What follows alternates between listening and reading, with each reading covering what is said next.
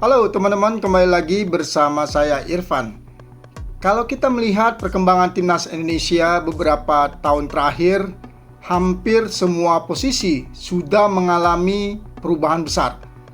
Back semakin banyak pilihan, gelandang juga semakin kompetitif. Lini depan pun mulai banyak opsi.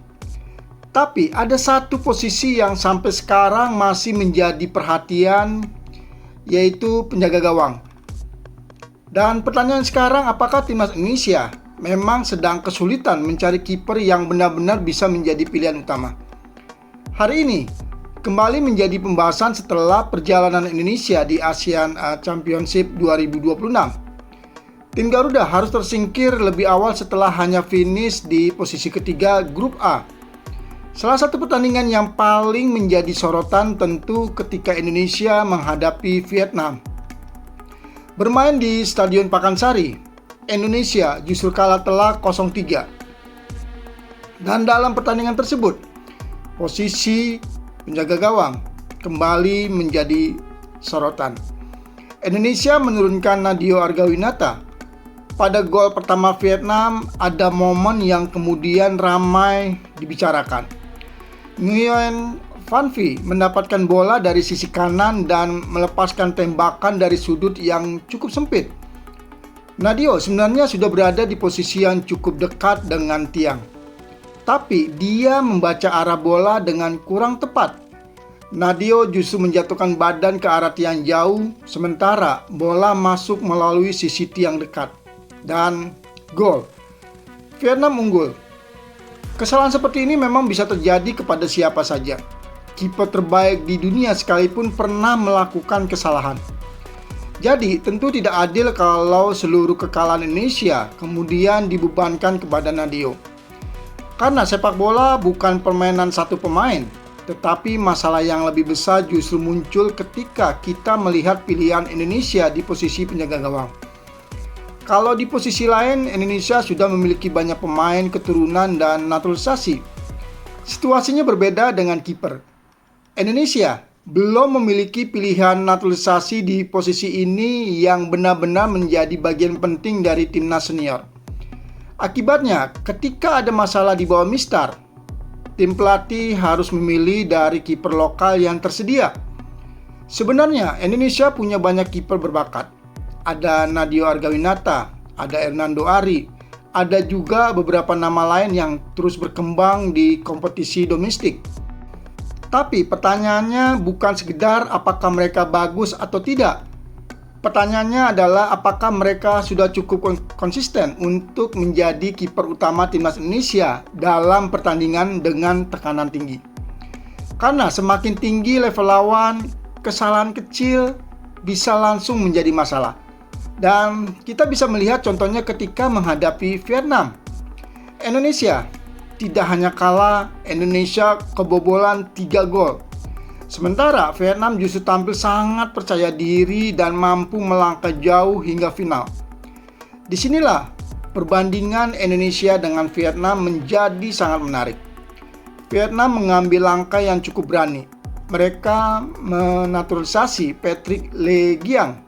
Patrick merupakan kiper kelahiran Slovakia yang pada tahun 2026 mendapatkan kewarganegaraan Vietnam. Menariknya lagi, Patrick langsung diberikan kesempatan bermain untuk Vietnam di ASEAN Championship 2026. Debut kompetitifnya terjadi ketika Vietnam menghadapi Timor Leste, dan ternyata keputusan tersebut memberikan dampak besar.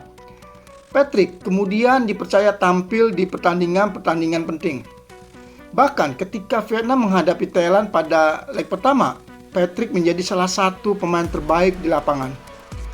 Vietnam berhasil menang 2-0 di Stadion Raja Manggala. 2 gol Vietnam dicetak Nguyen Hai Long dan Nguyen Quang Hai. Tetapi jangan lupa, ada satu pemain yang menjaga keunggulan tersebut tetap bertahan, Patrick Legiang. Thailand beberapa kali memberikan tekanan. Mereka memiliki peluang untuk mencetak gol, tapi Patrick mampu melakukan sejumlah penyelamatan penting. Hasilnya, Vietnam pulang dengan kemenangan 2-0. Patrick bahkan mendapatkan penghargaan Man of the Match. Pelatih Vietnam Kim San-sik, juga memberikan pujian kepada sang penjaga gawang. Kim mengatakan bahwa kalau Patrick tidak bermain di pertandingan tersebut, Vietnam mungkin saja kebobolan sampai 3 gol. Ini menunjukkan betapa pentingnya peran kiper dalam sebuah tim. Kiper bukan hanya pemain yang berdiri di bawah mistar dan menunggu bola datang. Kiper harus bisa membaca permainan, harus berani mengambil keputusan, harus punya refleks, harus bisa mengatur lini belakang.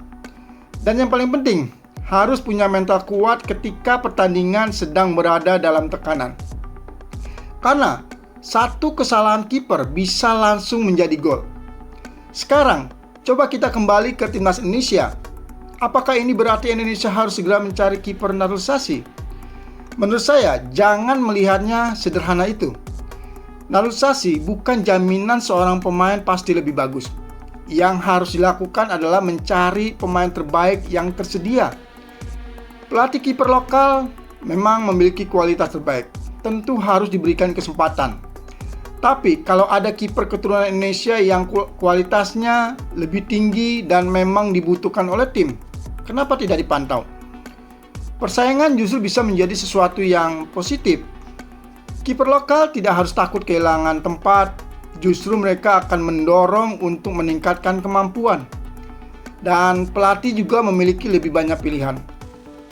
Masalahnya, posisi kiper memang sedikit berbeda dengan posisi pemain lain. Untuk pemain belakang atau gelandang, satu kesalahan masih bisa ditutupi oleh pemain lain. Tapi kalau kiper melakukan kesalahan, kemungkinan besar bola langsung berada di dalam gawang. Karena itu, timnas Indonesia tidak boleh menganggap masalah penjaga gawang sebagai sesuatu yang sepele. Kalau target Indonesia hanya ingin menjadi tim yang kompetitif di ASEAN, mungkin kualitas yang ada sekarang masih cukup. Tetapi target timnas Indonesia sudah lebih tinggi. Kita ingin bersaing di level Asia, kita ingin bermain di Piala Asia, kita ingin terus mengejar tiket Piala Dunia. Kalau targetnya sebesar itu, semua posisi harus memiliki kedalaman skuad yang bagus, termasuk penjaga gawang. Dan menurut saya ini bukan soal siapa yang salah, bukan soal Nadeo, bukan soal Hernando, bukan juga soal kiper lokal secara keseluruhan. Ini adalah persoalan yang bagaimana Indonesia membangun sistem penjaga gawang dalam jangka panjang. Jangan hanya mencari kiper ketika turnamen sudah dekat. Pembinaan harus dilakukan dari usia muda. Kiper-kiper muda harus mendapatkan kompetisi, harus mendapatkan pengalaman, dan harus dibiasakan bermain di bawah tekanan. Karena pengalaman seperti itu nantinya akan sangat berguna ketika mereka masuk ke timnas senior. Di sisi lain, PSSI juga harus terus memantau pemain diaspora di posisi penjaga gawang. Bukan untuk menggantikan pemain lokal secara otomatis, tetapi untuk menciptakan persaingan. Karena kalau ada 3 atau 4 kiper yang kualitasnya sama-sama bagus, justru itu akan menjadi masalah yang menyenangkan bagi pelatih. Pelatih tinggal memilih siapa yang paling siap, dan inilah yang seharusnya menjadi tujuan timnas Indonesia. Bukan mencari satu pemain yang dianggap sebagai penyelamat, tetapi membangun skuad dengan banyak pilihan yang berkualitas. Vietnam sudah menunjukkan bahwa posisi kiper bisa memberikan perbedaan. Patrick Legiang baru mendapatkan kewarganegaraan Vietnam pada tahun ini, tetapi dia langsung dipercaya. Dan sekarang dia sudah tampil di final ASEAN Championship, bahkan menjadi salah satu pemain penting dalam kemenangan Vietnam atas Thailand. Sementara Indonesia harus melakukan evaluasi setelah gagal melangkah ke semifinal. Jadi kalau kita bicara tentang kelemahan timnas Indonesia, jangan hanya melihat striker yang gagal mencetak gol atau bek yang melakukan kesalahan. Penjaga gawang juga harus mendapatkan perhatian. Karena di level sepak bola internasional, margin kesalahan itu sangat kecil. Satu kesalahan bisa mengubah hasil pertandingan. Dan kalau Indonesia benar-benar ingin naik level, posisi penjaga gawang harus menjadi salah satu bagian yang dibenahi. Bukan berarti kita tidak percaya kepada kiper lokal, justru sebaliknya. Kita ingin kiper lokal semakin berkembang dan semakin kuat. Tetapi kalau ada persaingan dengan pemain diaspora atau naturalisasi, itu juga bisa menjadi tantangan yang positif. Pada akhirnya yang kita inginkan cuma satu. Timnas Indonesia punya kiper yang benar-benar bisa membuat para pemain di depannya merasa aman. Ketika lawan mendapatkan peluang, kita tidak langsung merasa khawatir, dan ketika pertandingan memasuki menit-menit terakhir, kita tetap percaya bahwa gawang Indonesia berada di tangan yang tepat. Karena kalau Indonesia ingin bersaing dengan Vietnam, Thailand, Jepang, Korea Selatan, Australia, dan negara-negara kuat lainnya, kualitas menjaga gawang juga harus ikut naik. Nah, menurut teman-teman, bagaimana? Apakah timnas Indonesia memang sedang kesulitan di posisi kiper? Apakah sudah waktunya PSSI lebih serius mencari kiper diaspora atau naturalisasi? Atau sebenarnya kiper lokal kita masih cukup dan yang harus diperbaiki adalah sistem pertahanan secara keseluruhan? Tulis pendapat teman-teman di kolom komentar. Jangan lupa like video ini, subscribe channel Irfan, dan aktifkan notifikasi supaya teman-teman tidak ketinggalan pembahasan terbaru tentang Timnas Indonesia. Terima kasih sudah menonton sampai akhir. Sampai ketemu di video berikutnya.